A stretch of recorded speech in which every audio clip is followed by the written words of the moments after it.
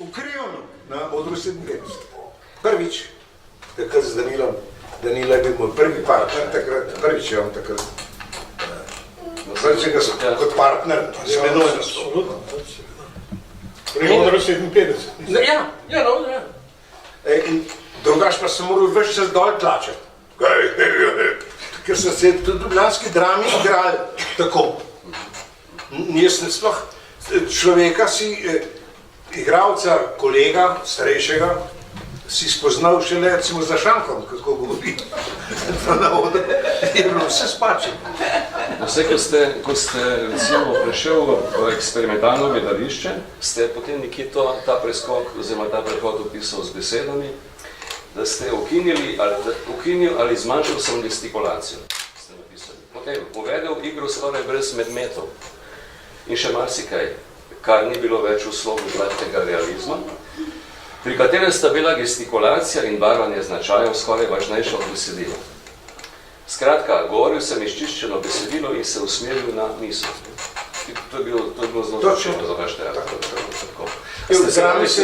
Da ste se rešili tega klišeja, v katerega vas je porivala recimo drama, ste vi našel ta izhod v eksperimentalnem odru.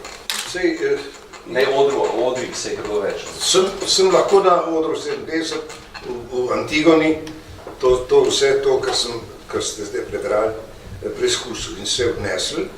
In potem sem ta slog, nekako dramo tudi spet pri Antigoni poskušal uvesti in sem ga nekaj kolegov, Rudi Kosmač, ki smo bili siti teh medmetov. To ni bilo stavka, ki se ne bi začela s smehom ali s kakšnim kašljem. In to se je igralo drugače, čarobno, ampak nam mladim igralcem nekako to ni ležalo. Zaradi premika v igralskem slogu, ki je bil označen za groteskni neorealizem, velja izpostaviti uprizoritev iz leta 1964, Kdo se boji Virginie Woolf, po besedilu Edvarda Olbija, v režiji Mileta Koruna in izvedbi ljubljanske drame.